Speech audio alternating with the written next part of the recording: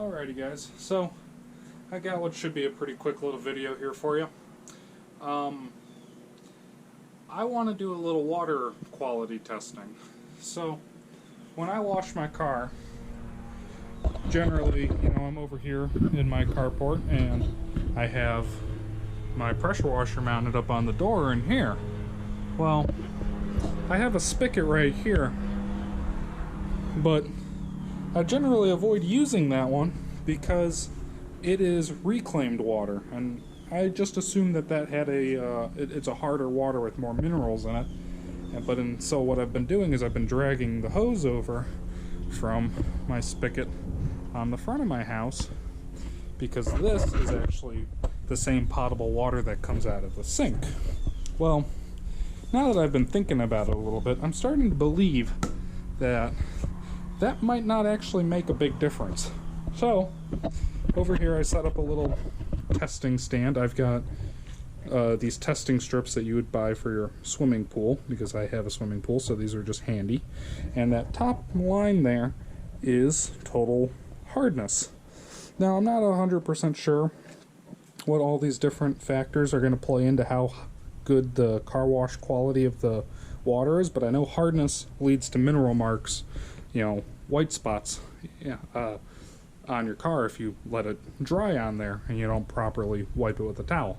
So, in my list up here, I've got filtered potable water. This came from my refrigerator. It has a filter and it's hooked up to the potable water. I already filled that one. I have potable hose water, which will be coming from my green hose there. And then I have the non-potable hose water, which I'm going to pull straight from that spigot right there. And then once I have all three of them set, we're going to pull the test strips on them, lay them all out, and then compare them to the bottle and see how these two hold up to the refrigerator water. I'm going to assume that these two aren't going to be very different from each other, and this one is obviously going to be a little better. But because I don't know all the different, chlorines and bromines and stuff, I am just going to use this as my control and do my comparing to the filtered water. So let's start by grabbing some more, whatever you call this. So just a little bit.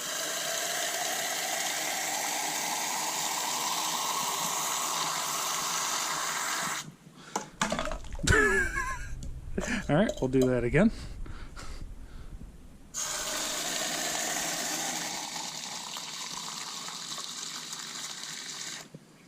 Alright, so there's the potable hose water, which hindsight says I should have made that the green cup so it matched the green hose. Now we're going to do the non-potable hose water. Let's just throw that over there and do this one-handedly.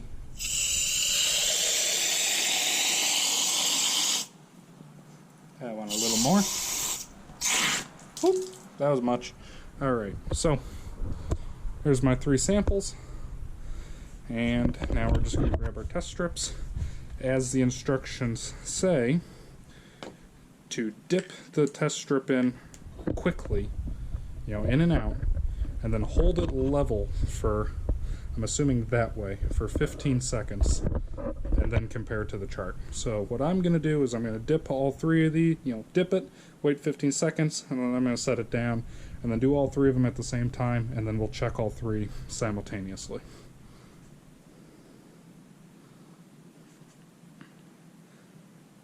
So the camera says 15 on the counter, so at 30 I will set her down. I have a feeling that it's a bad idea to set them down early because it might suck some of the water off of the test strip. Alright, so, and camera says 40. Ooh, that's warm. So, just keeping it level. 4 more seconds. Alright. And then the last one. Pulled it right out at the 5-minute mark. It's hard not to be shaky with this.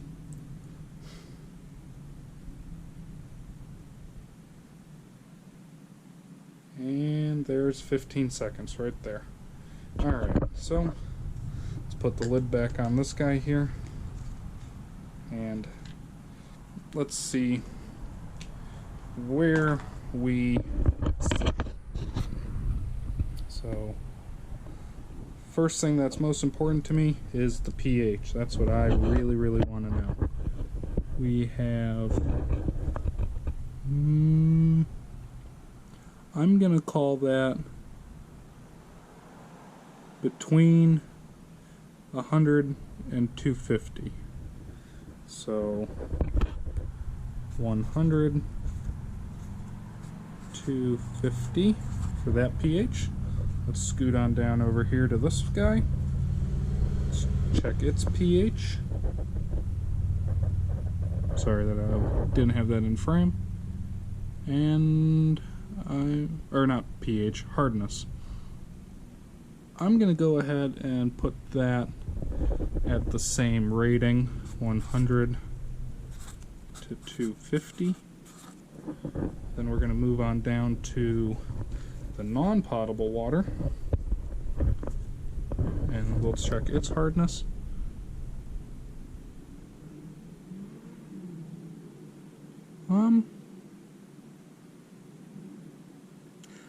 I'm going to say it's about the same, maybe a touch harder. We're leaning a little bit into the 250, so I'm going to call that also 100 to 250, but we're going to lean her a little heavier on the 250 side. So I'm going to say that that's probably not enough to really bother me. Now, just because we're here, we're going to run through the other ones, because why not? I don't think chlorine really matters when it comes to the quality of a car wash, but we'll check. So we've got, this is definitely really low on chlorine, 0 to 0.5. Then we come down here, we've got, it's very low on the free chlorine, 0 to 0.5. The pH, ooh, it's got very high pH. We're on the high end for sure. And then the I can't pronounce that word. That is on the high, but not the very high. And then we come down to the bottom here, the whatever acid this is, and I'm gonna call that one in the okay range. And you know, that's for a swimming pool. So nice to know that that's our control. Everything's looking either low or in the okay range, other than pH. That one was really high. Come over here to chlorine again. Actually, looks like this is a touch higher. You know, 0.5 to maybe 1. So the filter in the house is actually doing something about the chlorine. Let's roll over to the free chlorine. That one's not making that big of a difference. pH, still very high, and you know, it's not going through a filter, so I would expect that to stay the same. Same region on there, I'd say, and yeah, same thing on the bottom. So this is where it might actually get a little bit different on these other ones, because you know, obviously these two are coming from the same source, just one's going through a filter. This one is coming from a completely independent source. So let's see where we sit. Chlorine, I'm going to call that 0. Free chlorine, that is, let me line it up with the right one, I'm calling that 0. pH, definitely on the high side, just like before. That looks the same to me. And then I'm going to say we have a little more of this acids, whatever it is, kyanotic, I don't know. It looks like we got a little more, but it still says it's in the okay range, but again, that's for a swimming pool. But that's kind of what I was expecting, is that water coming out of the hose is almost just as good as these other waters coming from the potable stuff, because, you know, the city provides me with both of these, obviously, and this one's considered potable, this one just isn't. I'm going to go out on a limb and say that they are almost identical across the whole board. I'm going to start washing my car with my local hose so that I don't have to drag this all the way around anymore. So that's pretty exciting. I bet you the only reason why this is considered non-potable is that they aren't going through the process of making sure there aren't any large, biological things in there, you know, bacteria and stuff. So this might maybe make you a little sick, but, you know, I live in Central Florida. I actually highly doubt that what's coming out of this is really all that bad. I bet you could drink that and be okay. But I'm going to say this is a pretty conclusive test, and I'm very happy to see that the hardness is practically identical, and as, you know, 100 to 200, that's considered low on there, you know, for the parts per million.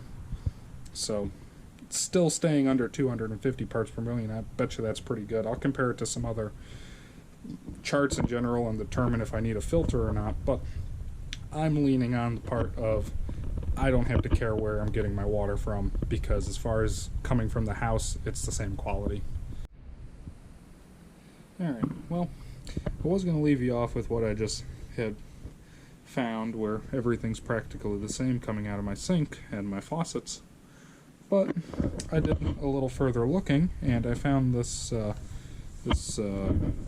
thing online. I don't exactly know how reputable it is, but I'm assuming it's more reputable than my personal knowledge. But basically, it says that from 120 and up, 120 to 180 parts per million would be considered hard water. Running 180 and above is very hard water. So, reading my hardness parts per million here on my bottle for my test strips, they consider 100 low and 1,000 high. That's got me wondering, if I were to swim in a pool that had 1,000 parts per million hardness, I feel like it'd be crunchy, you know. You get a little water in your mouth and then it'd crunch in your teeth, because that is a lot. So this has me considering looking around and possibly purchasing a filtration system that I can hook up and use for washing, at the very least, my Camaro, because it's black and you see everything. I'll catch y'all later. Remember, like, subscribe, and we'll chat again soon, I guess.